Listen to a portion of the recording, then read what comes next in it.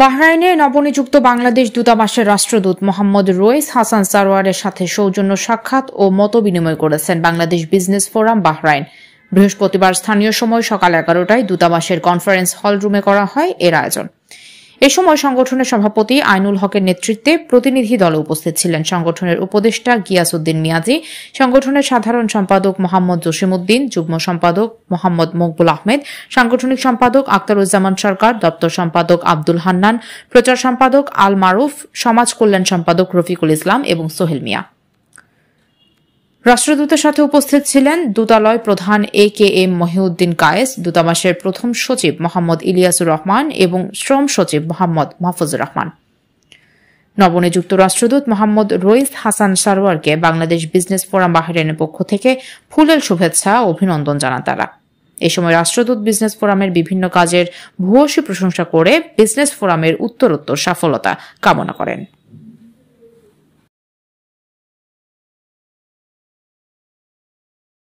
ধন্যবাদ।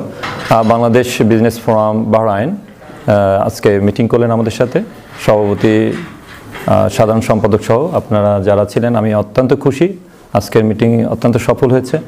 আপনাদের বিভিন্ন কার্যক্রমে আমরা এমবাসি অন্তর্ভুক্ত থাকব, আপনাদের সাহায্য সহায়তা করব এবং আজকে আমার যে আপনাদের সম্পর্কে ধারণা হলো তাতে আমার বদ্ধমূল ধারণা যে বাংলাদেশ বিজনেস ফোরামকে সাথে নিয়ে বাংলাদেশের এই বাহরাইনস্থ দূতাবাস অনেক কিছু করতে পারবে। শুধু স্কুল না, আমাদের যারা ব্যবসা বাণিজ্যের সাথে জড়িত তাদের সাথে মিলে আমরা এদেশে বাংলাদেশের ব্যবসা বাণিজ্যকেও আরও বেগবান করতে পারবো, সেই সাথে বাংলাদেশের সম্মান এবং মর্যাদা এদেশে বাড়াতে পারবো বলে দৃঢ়ভাবে আমি বিশ্বাস করি।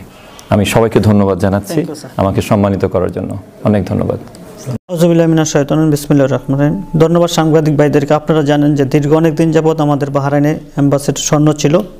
স্যার এখন আসার পরে প্রথম আমাদের সাথে বাংলাদেশ বিজনেস ফোরামের সাথে সাফল্যমূলক মিটিং হয়েছে, আপনারা দেখেছেন এর মধ্যে।